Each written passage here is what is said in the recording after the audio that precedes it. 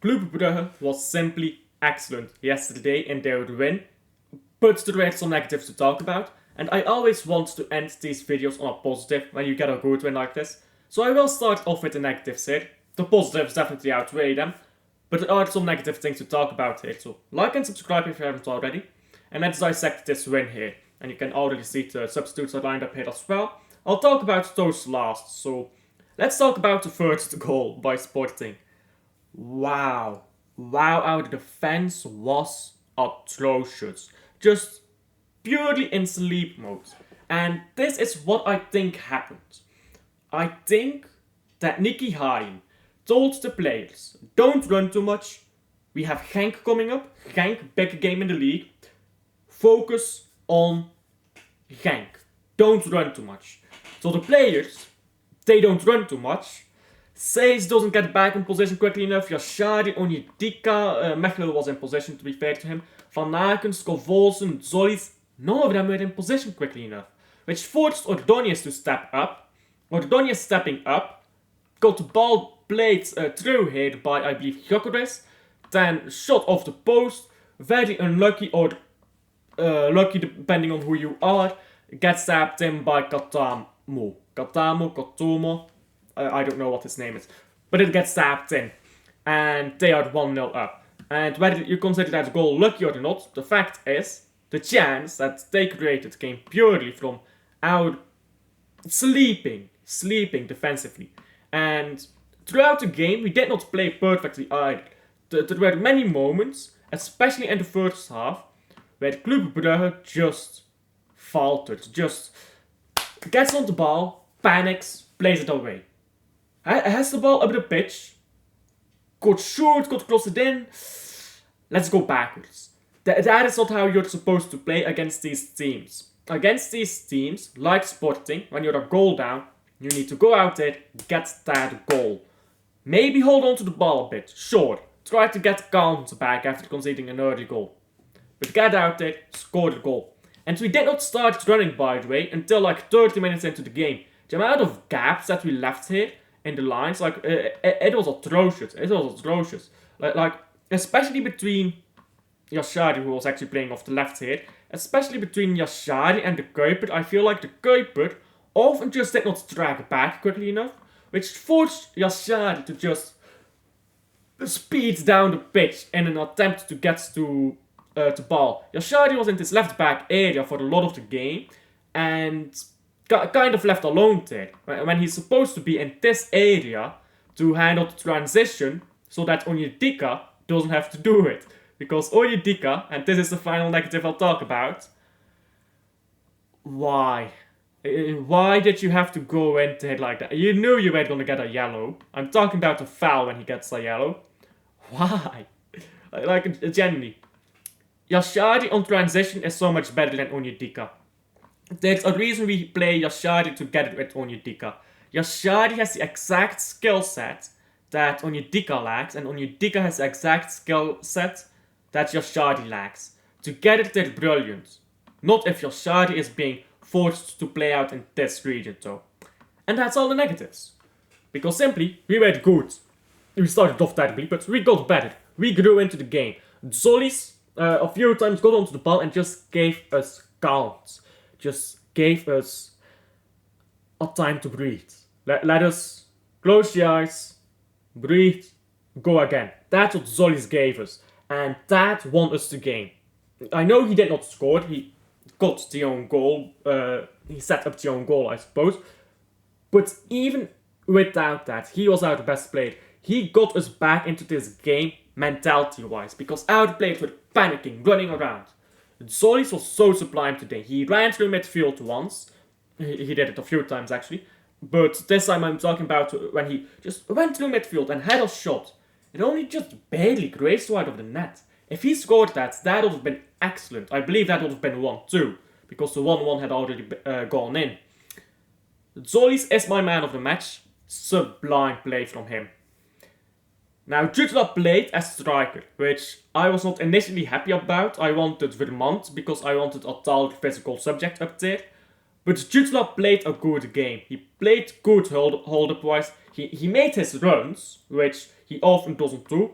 and he didn't score, but he tried to get the chances. He showed a hunger that we've not seen from him in a while, and he also got us forwards up the pitch. For the rest of the team, I mean, I kind of have to talk about this together with substitutions, but this was just a pure team performance. Get the 2 goals, sit back and defend. And I'll talk about the second goal when I talk about substitutes, but for the first goal, Skov Olsen has been disappointing in recent times. I think that's fair to say. But what's also fair to say, I think, is you've got to give credit where it's due. He did really well to set up that goal. That own goal, that Zoli then shot and went in. He did that really well. He is part of the reason why we got back into this game.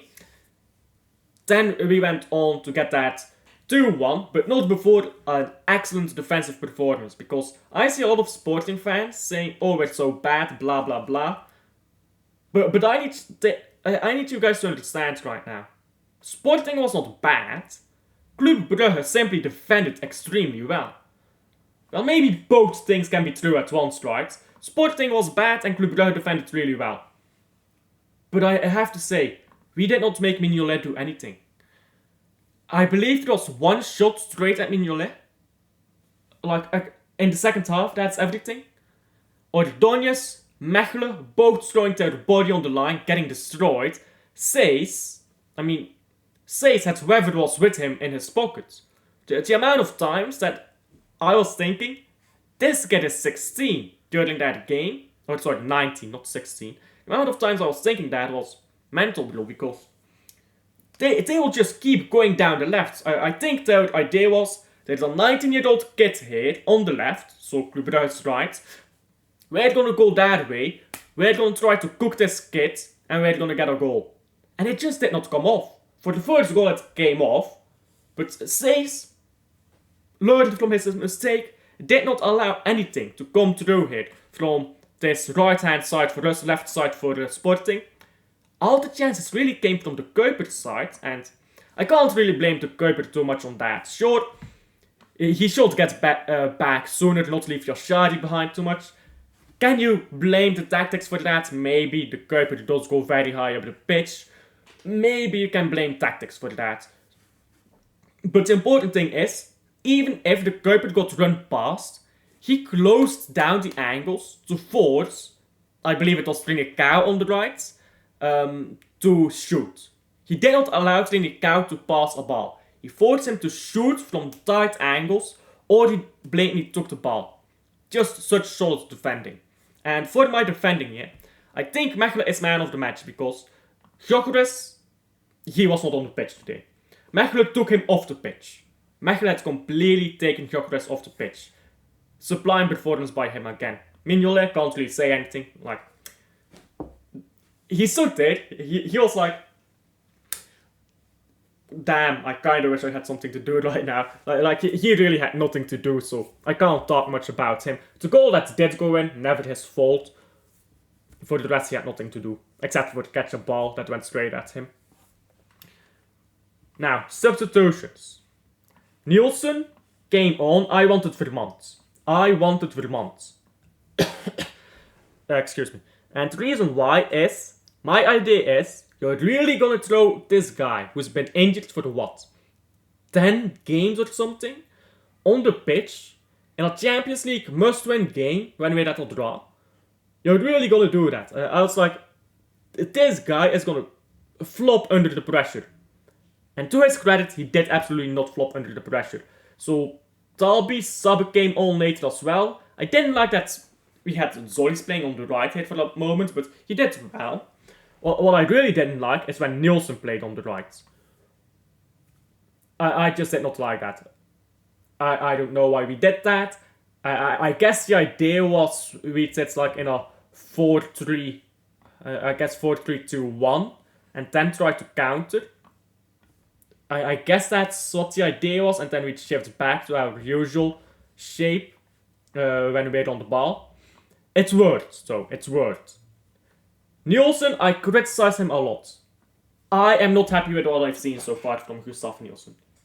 However, today, credit is due. He did really well hold to play wise. Got the ball into Van Aken. Van Aken played it forward. Nielsen got onto it. Wonderful finish, by the way. Wonderful finish by Casper Nielsen. And that was all she wrote. We continued to defend excellently. And I guess that's where it does come in well that we had this 4-3, or whatever you want to call it, shape ahead of it to defend. 4-3-2-1, I guess, kind of. It's not really that. It's a pyramid. Look, guys. Look, guys, it's a pyramid. Or what do you call it? Like bowling pins. They're lined up like this as well, aren't they? Look, guys, wonderful. We played well, I think. Yashari went into centre back at points, by the way. I think we fully deserved that win. You can't take it away from... by the way, I wasn't sharing my screen. Look, guys. It's a bowling pin. It's a bowling pin. Anyhow, I don't think you can take away that win from Club Brugge by saying, oh, but Sporting was bad. You realize, I need you guys to realize something. Sporting plays 1 game at the same time that Club Brugge plays 3 games. Sporting plays a game against a weak team in Portugal, against Club Brugge, a weak team against Portugal, in Portugal.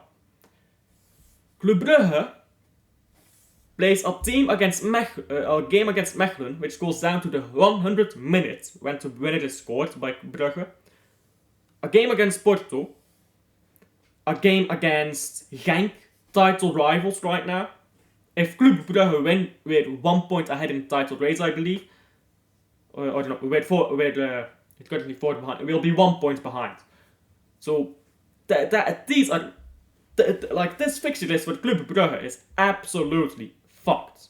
Like just to put it bluntly, it's a fucked fixture list. So you can't just say, oh well, we played poorly. You guys were that good. We were good. We were brilliant. We conserved our strengths. We defended well, and this is the thing I've said a lot about Club Brugge. Yeah, I miss when we used to defend like Michel Prudhomme did with us. Michel Prudhomme had us defending so well. I miss that. I think we would genuinely be a better team, League and Champions League, if we did that more. In Champions League, we've done that. Not all season, but all of our wins have come like that. Like, excluding Sturmgras, which is not that strong of a team, no offense. But excluding Sturmgras, all 2 of our wins, I suppose, and our draw against Celtic, came because we played more reserved. When we went full throttle at AC Milan and Dortmund, look where it got us. Look where it got us. This more reserved football, I'm very excited to see that, because football does not have to be, I have the ball for 80% of the game to be good.